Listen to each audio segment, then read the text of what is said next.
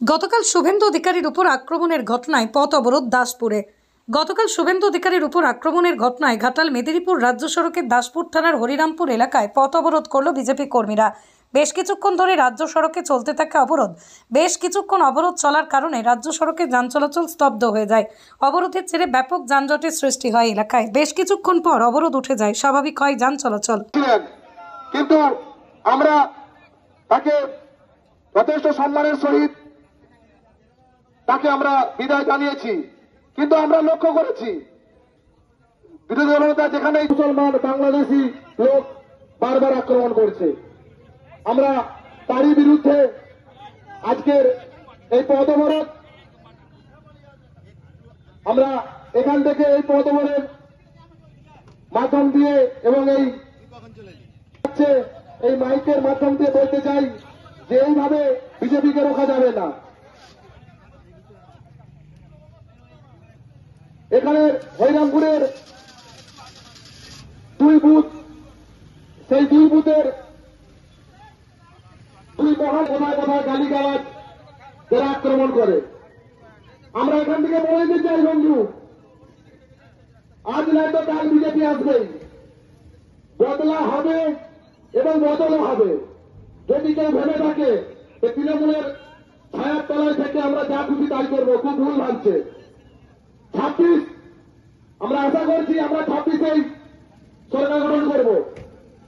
যদি কোনো কারণে মমতা ব্যানার্জি এবং তার পুলিশ দিয়ে আমরা যদি না জিততে পারি 31, 37, তাহলে নিয়মে একদিন না একদিন আমরা জিতবই। কিন্তু সেই দিন এই হরিরামপুর বুথে যে দুই জঙ্গি আছে তাদেরকে ঘর থেকে বেরোতে দেবো না, প্রকাশ্যে বলে যাচ্ছি। তাই বন্ধু খুব সাবধান। আমরা 26-এ আবারও বলছি বদলতে হবেই, তার সাথে বদলাও হবে শুধু আসলে। তাই বন্ধু প্রস্তুত থেকো, অতিবার বেরোনো ঝড়ে ভেঙে যাবে। আমার বিজেপি কর্মীকে এই পথ অবরোধে সামিল হওয়ার জন্য আহ্বান জানাচ্ছি।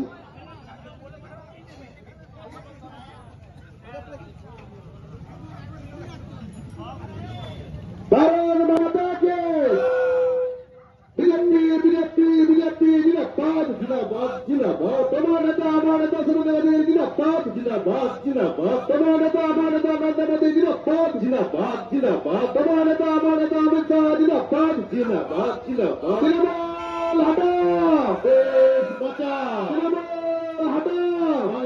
থেকে আসা রোহিঙ্গা মুসলমানের বিরুদ্ধে বিজেপি লড়ছে, লড়বে, লড়ছে, লড়বে। জয় শ্রীরাম, জয় জয় শ্রীরাম, জয় শ্রীরাম, জয় জয় শ্রীরাম। ভারত মাতা কে জয়, ভারত মাতা কে জয়।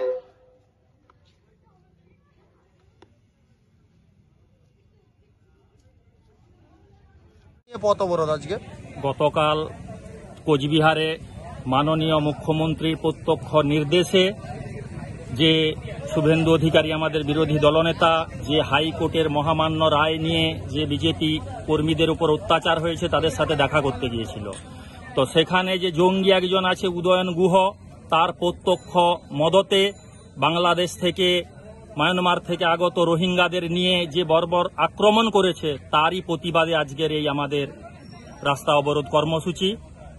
তো যদি মনে করে তৃণমূল বা মমতা ব্যানার্জি যে আগামী দিনে এইভাবে আমাদের রাজত্ব চলবে, সেটা ভুল।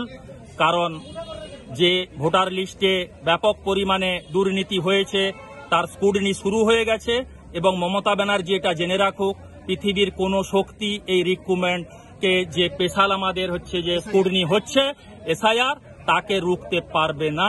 এবং সেই জন্যই মমতা ব্যানার্জি ভাবছে আমার পায়ের তলার যে ভুয়ো ভোটার সেই মাটি সরে যাচ্ছে। কারণ পশ্চিমবঙ্গে মিনিমাম 1 কোটি যে বিদেশি ভোটার ঢুকিয়ে রাখা হয়েছে যাদের ভোটে উনি আছেন, তো সেটা আগামী দিনে পরিষ্কার হয়ে যাবে। মাননীয় নির্বাচন কমিশন তার জন্য যথাপূর্ব ব্যবস্থা গ্রহণ করছে এবং আগামী দিনে করবে। তো এটাই আমাদের হচ্ছে যে বলার, আমরা 1 ইঞ্চি জমি ছাড়ছি না, ছাড়ব না। আপনার নাম? শান্তনু বেরা, ঘাটাল 4 মন্ডল প্রেসিডেন্ট।